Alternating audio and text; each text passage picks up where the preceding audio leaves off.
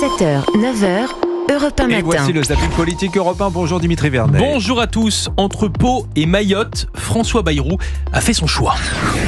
Mes chers collègues, merci beaucoup de votre accueil. Ouais, manque de peau pour le département français dévasté par un cyclone. Hier, le Premier ministre a préféré se rendre au conseil municipal de sa ville plutôt qu'à la réunion de crise sur Mayotte. L'image est terrible. L'opposition lui a fait remarquer. La première question qui me vient, c'est qu'est-ce que vous faites là? Vous n'êtes pas à votre place, monsieur Bayrou. Votre place, elle était soit à Paris, soit à Mayotte, pour manifester la solidarité nationale à nos compatriotes. C'est une faute politique. Le fameux sens des priorités. Car oui, le conseil municipal de Pau est d'une importance capitale où on y disserte sur la politique française. Je pense que notre vie publique souffre de déracinement. Tout le monde ressemble à tout le monde.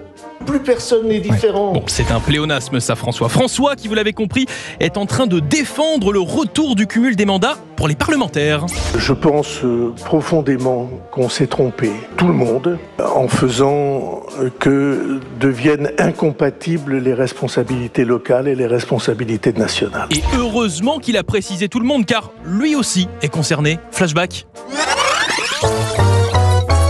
Pour ou contre la suppression du cumul des mandats? Oui, pour la suppression.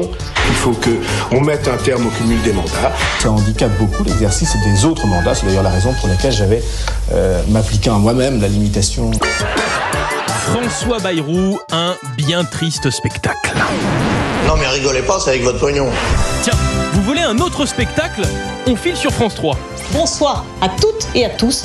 Notre invité ce soir est Sébastien Delogu. Oula, le député insoumis Delogu. Mon petit doigt me dit qu'on va bien se marrer. On est en train de reprendre les mêmes et on recommence à chaque fois avec des personnes qui aujourd'hui ont perdu les élections, ont ruiné le pays. C'est vraiment désolant aujourd'hui de voir que les urnes ne sont pas respectées. Si aujourd'hui le gouvernement donc, de François Bayrou n'appliquera pas le programme du nouveau Front populaire, oui, nous censurerons le Premier ministre. Delogu et le français, ça fait toujours deux. On continue dans le registre expression. Et qui de mieux pour nous inonder de formules en tout genre que lui? Il est 7h37, bienvenue à vous, Carl Olive. Bonjour. Merci d'être avec nous. Oui, il en rit d'avance. Le député macroniste Carl Olive était l'invité de CNews. J'espère qu'on pourra dire que M. Barnier aura essuyé les plâtres.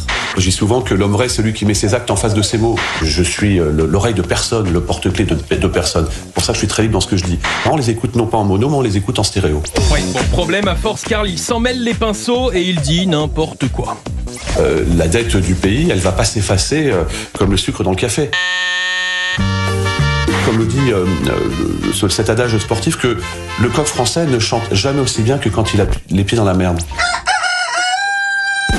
Bon, alors non, Carl, le sucre ne disparaît pas dans le café. Bon, on a compris ce qu'il a voulu dire. Et surtout, aux dernières nouvelles, le coq n'a pas de pied. Ou alors j'ai loupé un épisode. Bref, si vous en doutiez encore, oui, bon, la politique, c'est un spectacle permanent. Un bien triste spectacle. Arrêtons de prendre les Français pour des cons. Oui, mais vous adorez ça. Vous adorez oui, c'est ça. vrai. Mais il ne faut pas le dire, ça, ce genre de truc. Bah si, disons-le. Merci beaucoup, Dimitri Vernet, pour ce zapping politique. 8h56, 9h30.